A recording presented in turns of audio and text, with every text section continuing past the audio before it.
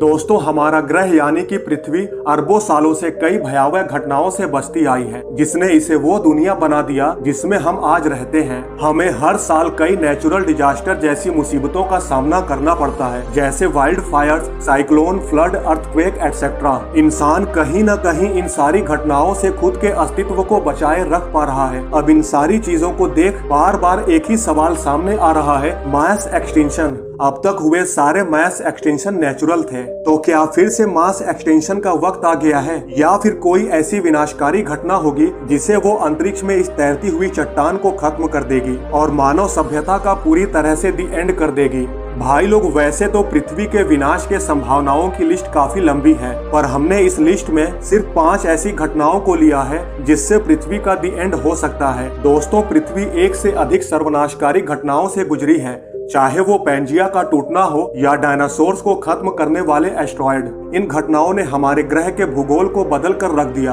और इसके बाद आने वाले जीवन के रूप के लिए नए युग की शुरुआत की। पर भाई लोग, हमारे ग्रह के भविष्य में कहीं न कहीं एक विलुप्त होने की घटना इतनी विनाशकारी है कि ये न केवल पूरी मानवता को बल्कि पृथ्वी को भी नष्ट कर सकती है और कुछ ही समय में हमारी दुनिया को धूल में मिला सकती है। तो दोस्तों, पृथ्वी कैसे पूरी तरह से नष्ट हो सकती है? क्या कोई दूसरा तारा प्रकट हो सकता है और हमारे ग्रह को भून सकता है, या फिर अपने पृथ्वी के पास घूमते एस्टेरॉयड्स या मीटियोरॉयड्स का हमसे टकराना हमें उस मोड़ पर खींच लाएगा जिससे हमारी ही नहीं बल्कि अब तो पृथ्वी का भी अंत हो जाएगा।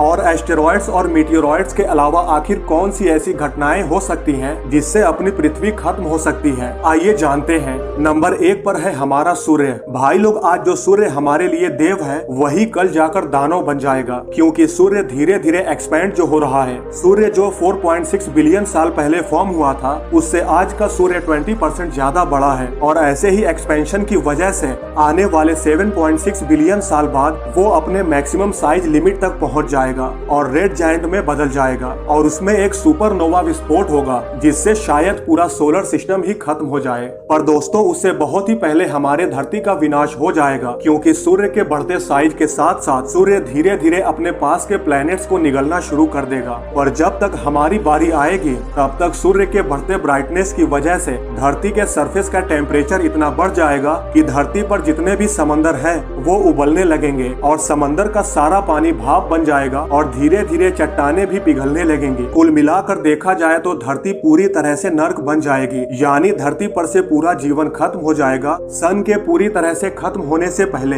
नंबर 2 पर है पृथ्वी के करीब ब्लैक होल आ जाए। दोस्तों, अगर हमारा सूर्य ढहने से पहले और भी ज्यादा द्रव्यमान प्राप्त करता है तो आप ब्रह्मांड में सबसे रहस्यमयी फोर्सेस में से एक ब्लैक होल का जन्म देख सकते हैं। पर भाई लोग, अभी ब्लैक होल बनने के लिए सूर्य बहुत ही छोटा है, लेकिन अगर पृथ्वी के सामने सूर्य के साइज का एक ब्लैक होल प्रकट हो जाता है तो ये हमारे लिए बहुत घातक हो सकता है, क्योंकि इसके ग्रेविटेशनल फोर्स की वजह से हम इसके तरफ खींचे चले जाएंगे और जैसे जैसे हम इसके नजदीक जाते जाएंगे पूरे ग्रह पर भूकंप और ज्वालामुखी विस्फोट होंगे और जैसे ही हम ब्लैक होल के इवेंट होराइजन के करीब पहुंचते हैं, ये राक्षस इस दुनिया को रबड़ बैंड की तरह फैला सकता है। यदि पृथ्वी पर्याप्त रूप से पास आ जाती है तो ब्लैक होल के सबसे नजदीक वाला हिस्सा उसकी ओर खींचने लगेगा, हमारा एटमॉस्फेयर खाली होना शुरू हो जाएगा और फिर पृथ्वी के विशाल टुकड़े अलग अलग हो जाएंगे। फिर ब्लैक होल सभी सबस्टेंस को नूडल की तरह चूसना शुरू कर देगा। इसे हम स्पैगेटिफिकेशन कहते हैं। हमारे प्लेनेट के हर हिस्से को परमाणुओं की एक स्ट्रिंग में फैलाया जाएगा और उस भूखे ब्लैक होल द्वारा खा लिया जाएगा। नंबर 3 पर है जुपिटर अगर एक तारा बन जाए। दोस्तों, जुपिटर सोलर सिस्टम का सबसे बड़ा ग्रह है और इस विशाल गैस का द्रव्यमान हमारे सौर मंडल के सभी ग्रहों के सारे द्रव्यमान को अगर मिला दिया जाए तब भी जुपिटर इनसे 2 गुना है। ऐसा माना जाता है कि अगर जुपिटर साइज में और बड़ा होता तो ये तारा बन सकता था, क्योंकि इसका साइज और स्ट्रक्चर एक भूरे रंग के ड्वार्फ स्टार के समान है। जुपिटर के वायुमंडल के अंदर घूमने वाली गैसें वही मटेरियल्स हैं जो सूर्य को बनाती हैं, जैसे कि हीलियम और हाइड्रोजन। ये दोनों ही हीलियम और हाइड्रोजन से बने हैं अगर जुपिटर 1000 गुना अधिक विशाल हो जाता है तो इतने द्रव्यमान के साथ जुपिटर एक तारे में बदल जाएगा। पर अगर सोचो जुपिटर में किसी वजह से न्यूक्लियर फ्यूजन शुरू हो जाए, वो ब्राउन ड्वार्फ स्टार में बदल जाए, तब क्या होगा? तो भाई लोग, अब चूंकि ये तारा सौर मंडल के ठीक बीच में होगा, सभी ऑब्जेक्ट अपनी कक्षाओं से भटक जाएंगे। पृथ्वी जुपिटर के करीब आ सकती है और पूर्व ग्रह से आने वाली गर्मी से झुलस सकती है, या फिर इससे भी बदतर ग्रेविटेशनल फोर्स हमें सौर मंडल से बाहर अंतरिक्ष में भेज सकता है, एक नए घर की तलाश में।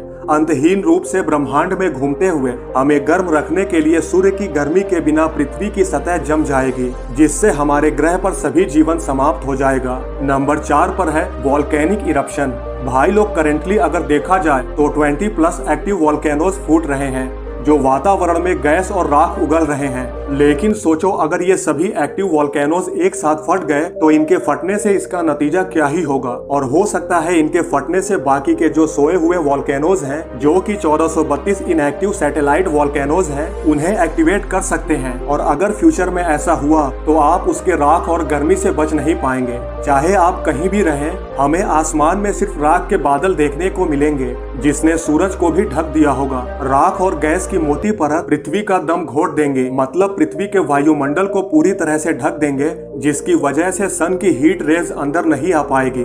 धीरे धीरे जब लावा ठंडा होने लगेगा तो पृथ्वी का ग्लोबल टेम्परेचर डिक्रीज होने लगेगा, जिससे आइस एज की शुरुआत हो जाएगी। हालांकि ये घटना पूरी तरह से हमारे ग्रह को खत्म नहीं करेगी, बल्कि ये जीवन को बनाए रखने के किसी भी अवसर को तब तक नष्ट कर देगी जब तक कि वे बादल साफ नहीं हो पाते। नंबर 5 पर है एक एस्टेरॉयड जो हाइपरकेन का कारण बन जाए। भाई लोग, साइक्लोन या फिर यूं कहें तूफान हमारे ग्रह पर सबसे घातक नेचुरल डिजास्टर घटनाओं में से एक है, और वे जहां भी उठते हैं वे मृत्यु और विनाश के निशान छोड़ जाते हैं। लेकिन भाई लोग, अगर कोई एस्टेरॉयड्स या मीटियोरॉयड्स जो कि साइज में काफी बड़ा हो, अगर पर्याप्त फोर्स और हीट के साथ समुद्र में गिरता है तो सोचो वो कितनी तबाही मचा सकता है। इसके तबाही का मंजर हमारे डायनासोर के इतिहास से कई गुना घातक हो सकता है। जैसे आज से 66 मिलियन साल पहले एक एस्टेरॉयड अर्थ की सरफेस से आकर टकराया था, जिसके कोलिजन का नतीजा था 5th मास एक्सटिंक्शन। इस कोलिजन से अर्थ पर मौजूद 80% से भी ज्यादा प्रजातियां विलुप्त हो गयीं।